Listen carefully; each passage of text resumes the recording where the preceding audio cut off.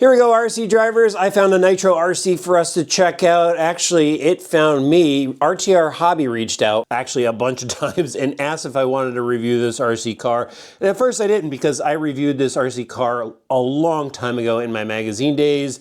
And I remember it was a pretty decent car. And after a couple more emails from them, decided to do it because we haven't had a lot of Nitro on here. And it was an opportunity to show you some Nitro cars. It's the Spirit by VRX Racing. So this is a ready run 4-wheel drive 110 scale Nitro. It says 50 kilometers per hour possible, and then it's got a .18 engine, FC18. So I wonder if the FC stands for force, which that company just recently stopped making engines. If you're into the Nitro world, you probably saw that news.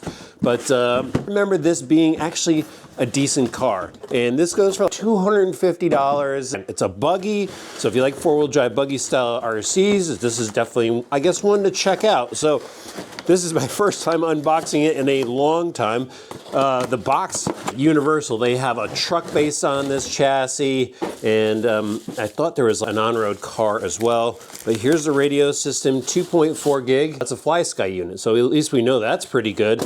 Then here's the bag. It's got the wing in there. You're gonna have to install that. Just some boxes and stuff. Let's get the car out so you could at least see that. Some cutters here. We'll get this buggy out and we'll start checking out what it's got, because it's been a while for me. All right, so there it is, your basic 4-wheel drive looking buggy. I gotta get the wing on. It needs the wing on it, right? Just to complete the look. I can't stand a buggy without a wing on the back. Kind of wish that was installed from the factory. Don't ruin your teeth by opening bags like that. Let's get this on. So it's just a couple body clips in the back. Looks like it's got some washers to go on top. Take those off. There we go. That's looking way better already. They actually give you some decals in the box. And it doesn't look like the thing is gonna fit. So it looks like you can't even use those washers that they give you. All right, let's rely on those body clips. So there it is. Not too bad of a looking buggy, right? And like I said, there's some decals in here, so you could throw those on, but it's your basic 4-wheel drive looking buggy. This actually has a larger bore shock. I remember when this buggy came out, these were big. A lot of cars had a smaller shock back then, so it was cool to see a large bore shock on this. But too bad, look at this. I have to add a big battery. Actually, we gotta add fuel in this and then probably 4 AA's for the receiver. I might switch it out, use a light feed pack to power the electronics instead, because it's better than the AA dry cell holders that they've given us. So yeah, Lexan body, pre-printed from the factory. At least everything's painted for you. Let's get the body off, check out under the hood. Really bare bones body, but at least it's all cut out, ready to go. So there's the chassis, guys. So we got an aluminum chassis plate. Flip it over on the bottom so you can see it, cut out for the flywheel, cut out for the spur gear. And that spur gear actually sits pretty low, but they do that to get the drive line down to where it needs to be, so the drive shafts in the center run in line. And typically, when you drive in forward at full throttle, stuff is gonna pass by it. It's only when you really land hard, maybe onto something, we get caught up in that gear. But nonetheless, that one's a bit lower than some of the stuff that I've seen before. You got a aluminum plate for the servo tray, plastic brace up front. So this seems like a pretty good chassis. So suspension setup looks like your standard buggy style. You got your lower arm, adjustable upper links. So there's a large arm on the steering knuckle on these, but it looks like your 10 scale electric buggy setup. And just the way the plastics look, I wouldn't go bashing into any curbs with this buggy, but again, the shocks, those actually do feel good, and the bodies are threaded, so you can adjust a preload on it. Then the rear arms are much similar. You got the adjustable turnbuckles and then composite rear hubs on the outside, and man, those look kind of small too. Again, I wouldn't go crazy bashing this thing. Just by the looks of it,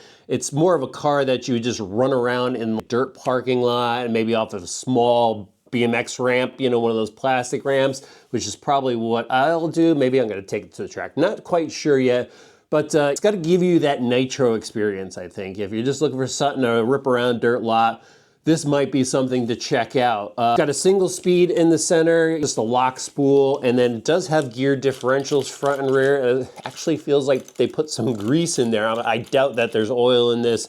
Does have CVs in the front. That's pretty awesome. In the rear, those are dog bones, and then dog bones in the center. Standard 2-shoe clutch. There's your fuel tank with flip top lid, composite pipe on it. And there is that 18 engine, and it is a Force engine. So it just went out of business, guys.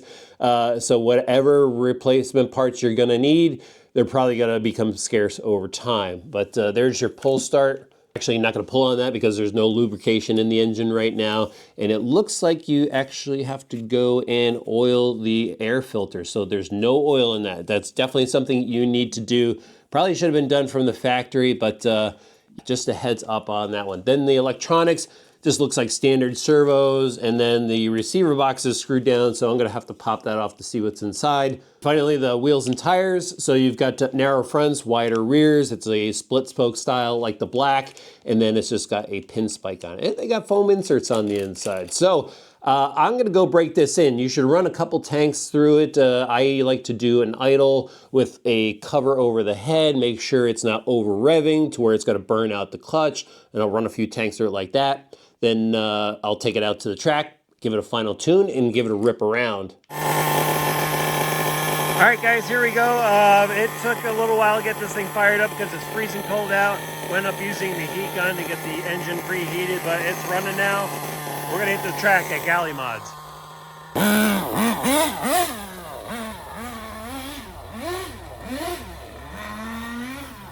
There we go, guys. First rip on the Spirit. We got a wild scene today. We got a little bit of snow on the ground, a little bit of mud here on the track. It is a freezing cold day out. And I actually forgot all my camera gear at home, so I'm recording on my iPhone. Oh, and I'm driving one-handed too, by the way.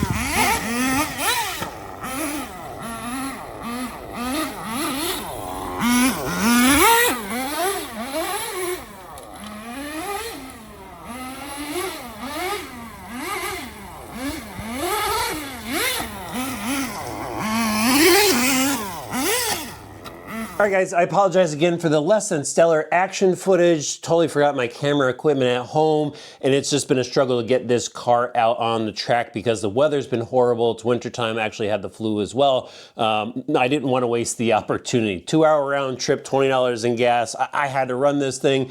And just like you remember, the engine runs really well. Force made some great engines. Sad to see them go away. But again, you know, this thing runs really well. It fired up pretty quickly.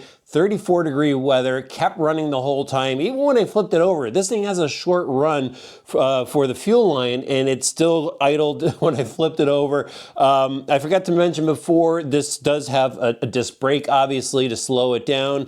Between the throttle response, the braking in the corners, it works really well. Now, it is a 10-scale buggy, so it's low to the ground, and it really kind of limits your options on where to run this. Again, I would really suggest just sticking to like groomed dirt surfaces or like real 10-scale tracks. You know, 10 scale Nitro Buggy wasn't a huge class to begin with. So if you're getting one of these, you're getting it simply because you like Nitro, you want to have something Nitro, the Buggy class appeals to you, and it does handle pretty well if you stick to that surface. So like, you know, it was pretty ruddy because it's, again, wintertime. So some of the areas that were smooth, it hooked up really well. Had lots of traction, the suspension soaked up the bumps, it actually took the jump really well, but the rutted up stuff would really kick this thing around. So I was actually impressed with some of the hits that it did take. Again, 34-degree weather, that's when these plastics break, and it did shatter the wing because this material that they use, it's not exactly temperature friendly, but the rest of the Buggy held up well. So Nitro, if you're a Nitro person, and you know, it's a specific person, not everybody's into Nitro, but it's part of the hobby. If you're into Nitro, this is something to check out. There's not a lot of offerings out there. The Nitro offerings are definitely dwindling, but this is still out there, it's still available, and if it speaks to you, it seems to work well. I'll have links for it in the video description below.